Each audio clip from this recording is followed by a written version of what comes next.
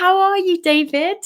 Excellent. It's a beautiful day in California, and we had some rain, but now it's just beautiful. And I'm looking at my citrus trees outside with are full of fruit.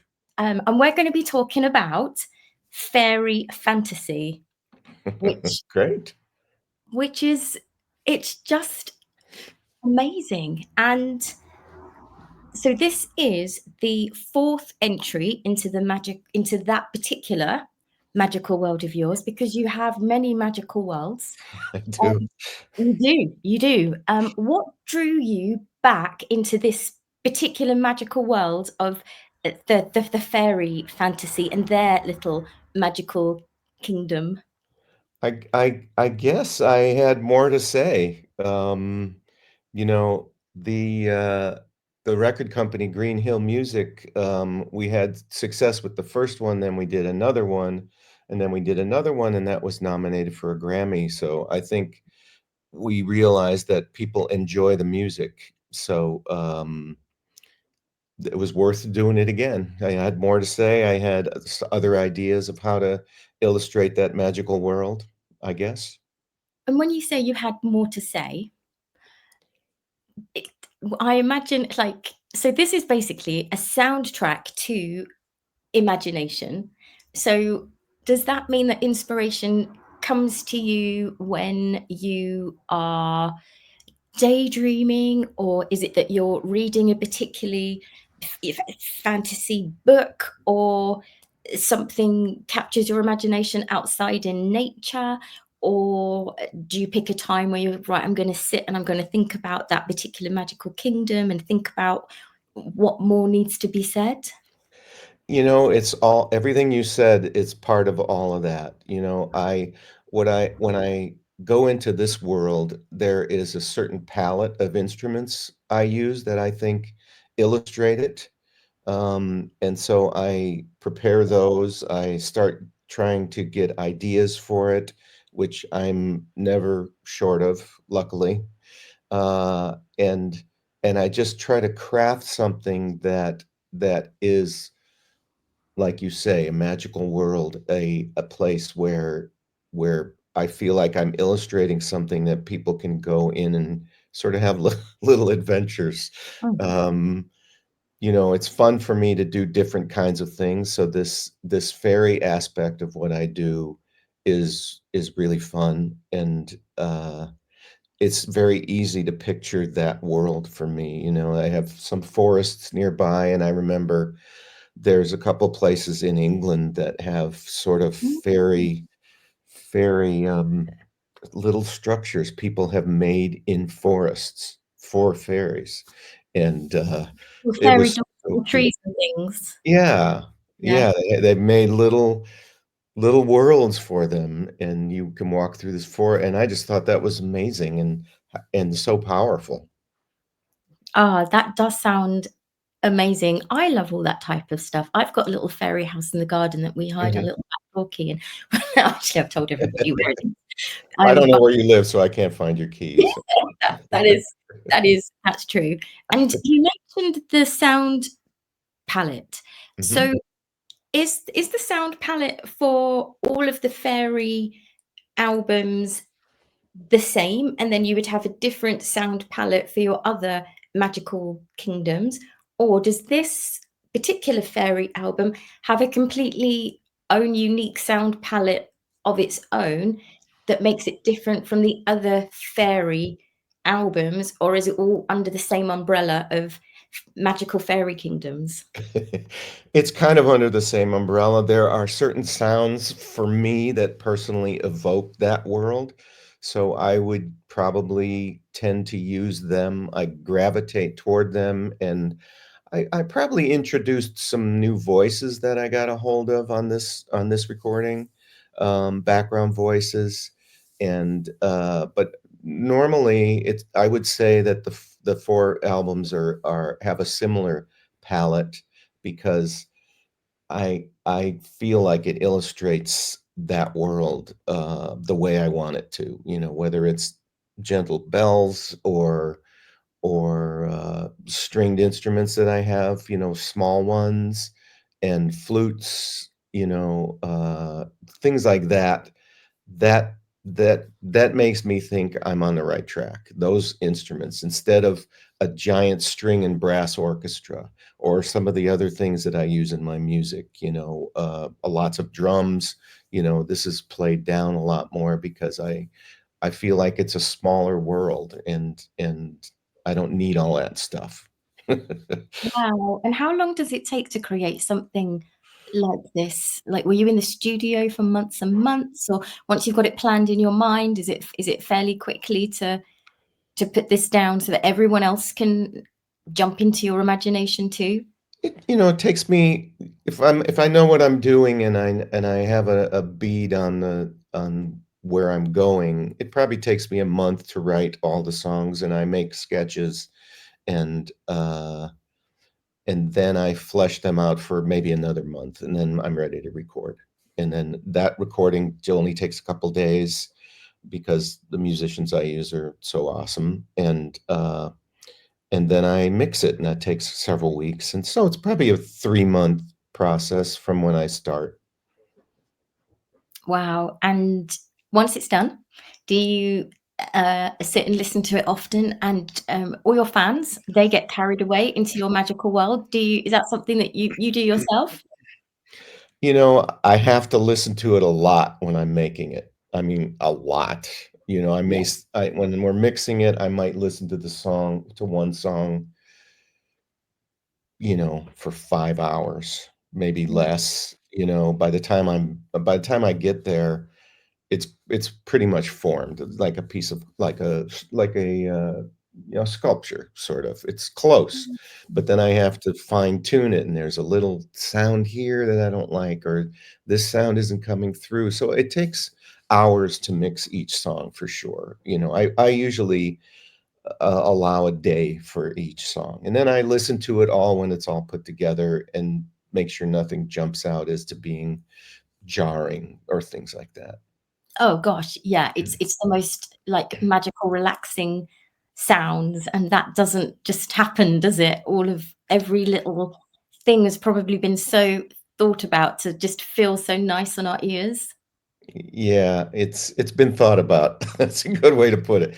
Yeah, because I don't I have to be fully happy with it before it goes out into the world, or I think I'd be lax in my job. Yeah, yeah, absolutely. You wanna put out what was your intention. You want that to be what people listen to. And when Yeah. people are listening to it, why do you think that it just resonates with so many people so much? It's your imagination, your world, you record it, you put it out there, and everybody else wants to jump into your imagination. Why do you think that's happened? When I did the first one, which was called Fairy Garden a number of years ago, I did a lot of research about the fairy world, and I've read a lot of fantasy books in my life, and I sort of have developed a skill for creating these different kinds of soundtracks for my imagination, and I've been so lucky that it does resonate with people, and people go on my little adventures, and I'm so grateful to have a career that I can that I can just do kind of whatever I can come up with, and Well, it's you've come up fascinating. with a lot. This has been, is it 80 albums? I don't know if it's 80, but it's up there. I mean, that's all I do is do music, and I love it so much that I just keep Amazing. going. Yeah. It's amazing because I've recorded and released 2 albums, and I thought Oh, that was excellent. thank you, but I thought that was 2 huge mountains to climb, and I could just the sheer amount of volume that you've put out there, and like you say, your albums, the care and attention to detail that you put in each album, and then you've just released so many, it's incredible. Mhm. And you've also had 5 Grammy nominations. Tell us about Yes. that and what that feels like. It's a thrill for sure. It's because it's your peers, I guess it has a certain amount of weight to it, Mm. and, it's just thrilling whenever I find out that I've been nominated, and, it's I'm just so grateful. It makes me it kinda makes me know that people are listening, um, and it's just very satisfying. It just keeps me plugging along. I did the album before this one was called Quest for the Runestone, and I actually thought that might get in there, but it didn't quite make it. But I think it's another one of the best albums I've ever made because I get better all the time at what I'm doing, I think. And that one was a little bit more big. It was more epic, that album. Mm. And it was another world, apart from the fairies, that had a different palette, had a different musicians, from all over the world. But the fairy ones are, and Fairy Dreams got nominated for a Grammy, and I was so that kind of keeps me going. It's like, okay, I'm on the right track. Oh, definitely. Do you feel maybe one of the reasons you keep going back to these worlds is otherwise you'd miss the worlds and you'd be like, I want to go hang with the fairies. I want to do. I miss them. I want to see what Like I said, they do. yeah, like I said, I thought I had more to say, like when I did for each album, maybe I sketch out 15 to 20 pieces, and there's 11 pieces on this one. So some of the other ones they won't fit. And so maybe they end up on the next one, or I have a better idea for how to make one sort of fit in better, and I have some in reserve, I guess. Yeah. And that's exciting because that means there'll be more, hopefully. And when you sketch out, what does that mean? What does that entail when you're like, right, I'm doing this piece now, I'm going to sketch it out? Well, I'll take an instrument. I'll start with an instrument, very often it's some kind, like for the fairies, it's sort of some kind of stringed instrument, whether it's the hammer dulcimer or a guitar. I have like a miniature 12 string that has a real sort of jangly kind of smallish sound, but it seems to fit that world. And so I'll try to come up with maybe a chord sequence, and then I'll use some rhythmic elements to glue it together, and then I'll add flute parts and violin parts, because those instruments to me are so expressive and they can say a lot by themselves. You don't have to have a full section or anything. The solo violin and solo flutes, I think, fit this world really well. They have a lot of character and individuality. Hmm. So And so all of that creates the world of the fairies. And you were saying that you did some research into fairies. What's your favorite thing you found out about fairies when you were researching them? Well, the first thing I found out is how many people are into fairies, and how many people have written fairy stories, and how, it's an extension of their imagination, the way music is for me, and then it ends up being that way for my listeners. Um, the the uh, the fairy world was huge, and it's all over the world. It's not just in the Western world. There's all kinds of other kinds of fairies all over the world, and stories and fantasy stories about little people and another dimension almost. And and then I realized that there's a whole naming sort of characteristic that people use for fairies, and I thought that was fascinating. It was sort of whimsical, and I really liked that part. So some of that has made it into some of the titles, but I didn't I didn't go overboard with that. Oh, people are just, yeah, they are. People love fairies. I love fairies. I played Wendy and Peter Pan for a few Christmases in pantomime, and I had a line which was, I believe in fairies. So, do you think that some people, or maybe even yourself, do actually believe in fairies? I believe there's all kinds of life on this planet that we don't even know about. Oh, that's interesting. Uh, Yeah. they're constantly discovering things, and this is totally unrelated, but I know that they have found remains of humanoids, they keep extending it back and back in time, and it's just fascinating, and I think that over that much time, there's so many other things that we just don't know about, and so, obviously, the fairies probably started somewhere, and people have taken that world and wish to belong to it, and I think that's why they've created stories, that's why I do music, it's a nice alternative or accent to our beingness somehow. I mean, that sounds fluffy, but maybe you get it. No, I absolutely do. And do you feel like, like new age music, sort of in general, is having a bit of a resurgence? Have you found that after making this music for so many years, do you feel like it's getting even more and more popular? I think more and more people discover it. There was a time where it sort of had a not a great connotation. It started out strong, and then it was like, "Oh, new age, blah, blah, blah." And then all of a sudden, people were using it for yoga and meditation and all kinds of personal growth aspects, and I Mm. think that became a powerful thing, and that's why it sort of has had a resurgence, or it has found its place as a viable music genre. Because isn't it like some kind of scientific music fact, if I'm right, that certain sounds actually are healing? Is that right? Yes, that is right, although I don't know anything about it. I know people have done it and they figured out frequencies that vibrate certain aspects of your body or your brain, and they've done a lot of research about it, but I don't really know about it. I just try to make basically music that I would like to listen to. That's my mantra. Oh, And it ends up being okay that way. yeah, oh my god, it ends up being fabulous.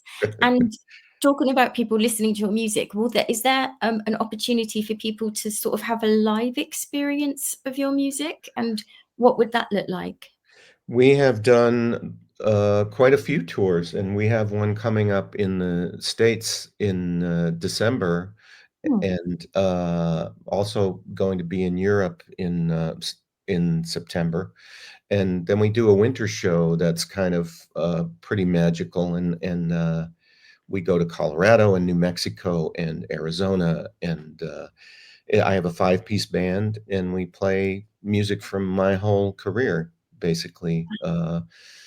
There's, let's see, one song we did in the last tour was, the Fire Fairy Dance, and that was very popular.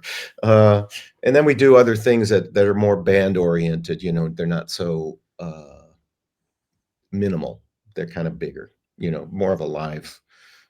I came from a rock background, so I like to make a lot of noise sometimes. Did you come from a rock background? Yeah, Wow. Wow, gosh, that's very different, isn't it, to this? it is. Well, I started in classical music, and I had training in that, and then I started enjoying when I was in high school, enjoying these bands that combined classical music with rock music, like Mm. Emerson, Lake& and Palmer or, Yes, and bands like that, and then bands from Italy I liked. And there was a way to use my classical training in that kind of music, so, uh, I was in many, many bands, and we were always looking for that recording contract, but it never happened until I just forgot about the band and started doing it on my own. Um, and now I get to use my everything I know to make music. There's not so much rock music in the fairy music, but the sensibility of crafting a song is still there, I think. Yeah. Yeah, you can bring all that knowledge into this, which is just incredible. And throughout all the pieces that you've done, is there like a particular one that, when people listen that you've like, yeah, do you know I shouldn't have a favorite, but that's my favorite. Yeah, that's really like I love that the most. Or are you equally fond of all of your pieces? It's I joke around in concert telling people how because I have so much music, I have to pick, 20 songs to play at a concert.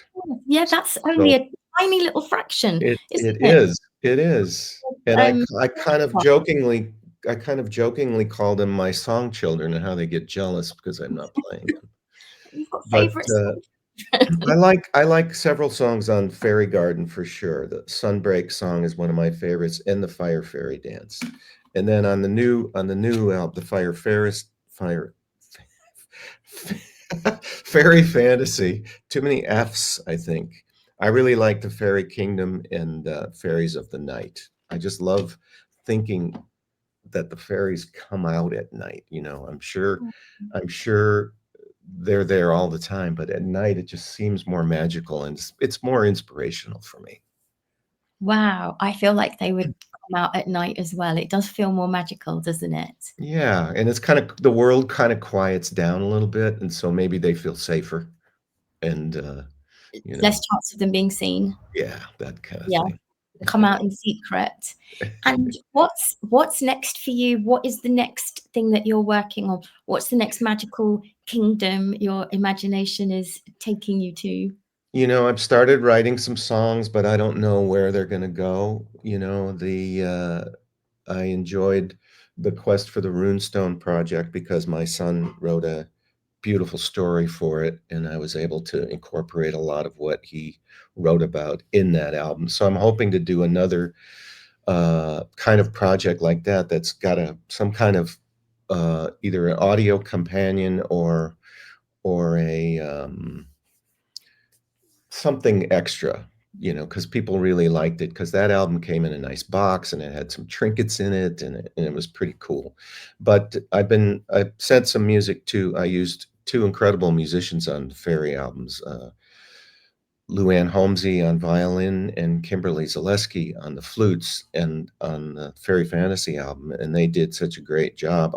I'm getting some more things ready for them because I like collaborating with them because they bring, when you use other musicians, they bring their whole history to your project. Everything they have learned, how they play, their phrasing, everything, and it elevates whatever I've done. So I'm just looking forward to doing more with them and Mm. then going to Europe at some point this year and playing some live concerts. Whereabouts in Europe are you coming to? I think we're gonna start in Switzerland, actually. So, and I've wanted to do that for so many years, and I'm amazed that it's we got a foothold, because I love Europe and, I've been to Ireland several times, and it's, uh it's nice to get away to other places in the world. I think it's very broadening and helps you as a person to see how other people live and meet other people. Have you been to London many times? I've only been to London one time, and it was, like, for 2 days. We were on the way to somewhere, and I was like, "I need to get back to London." There's a lot of things there besides Sherlock Holmes, who I really enjoy. But there's a lot of, fairy culture there too, Oh, yes, you in definitely northern England too. yeah, Is that gosh. where you are in London? I'm kind of in London. I'm where East London meets Essex. So Mhm. yeah, Greater London, which Yeah. is where I live. I actually live, in a forest called Epping Forest, and Mm, definitely be fairies, wandering about, definitely. It's the type of place. nice. And, I was wondering what advice you would give to anybody who feels like they want to be a musician, they want to be a composer. What would you say to them?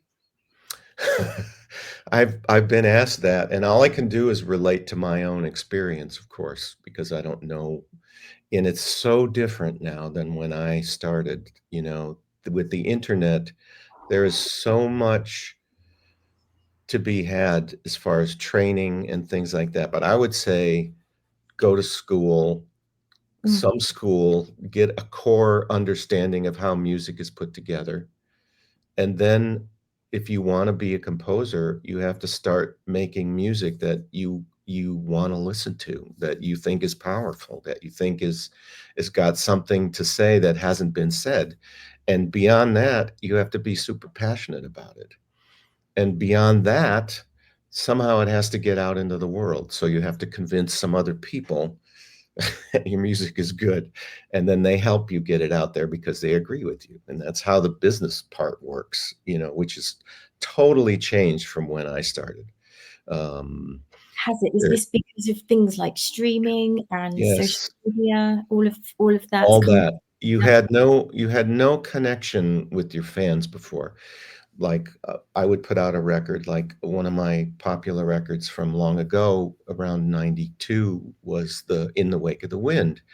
And it was very popular, and there were record stores, and we would go do visits to record stores, and there would be many, many, many people there to get autographs or to talk about the music, or if we did a little in-store concert. And then you would meet these people who enjoy your music. And before that, you was like, oh, you look at a page and it's like, oh yeah, X amount of people have bought your record, which is awesome. Mm. Who are these people?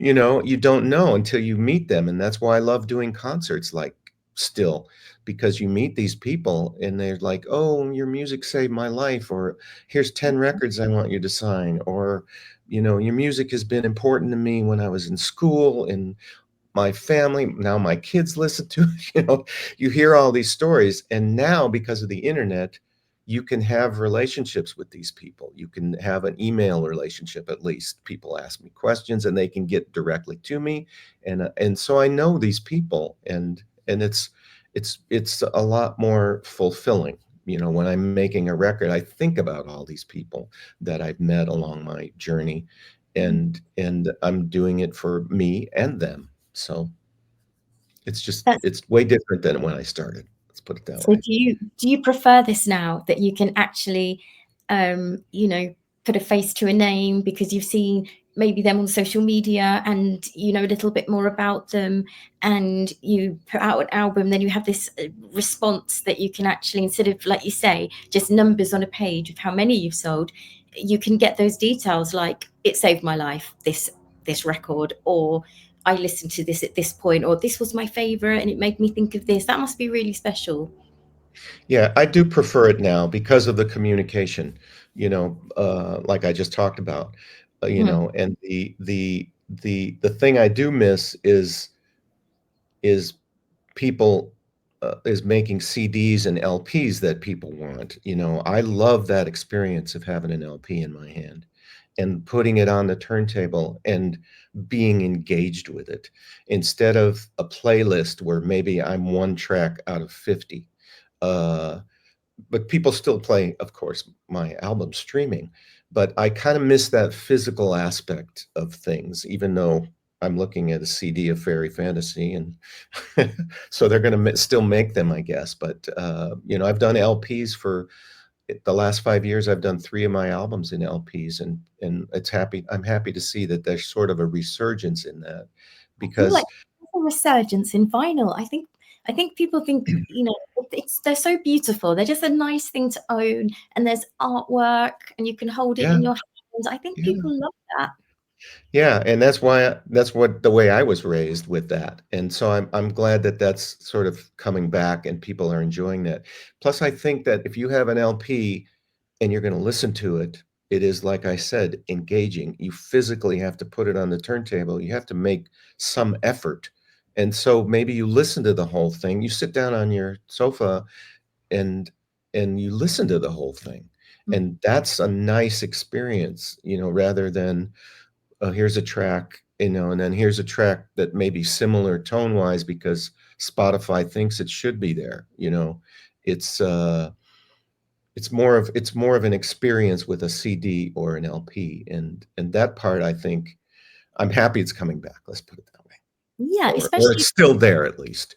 yeah, because the care and attention to detail that you've thought into all of your albums, you've sat there and thought about your magical kingdoms, and each of the pieces of music will follow a certain, like you've really thought about Yeah, how which one follows on. And you're right, if it's just in a random playlist. It's brilliant because people could discover it if they had fairy playlist, but they wouldn't get the whole experience. So I'm glad too that it's still there and it's not completely you know, like, I don't know, cassettes or something, like, you know, Right.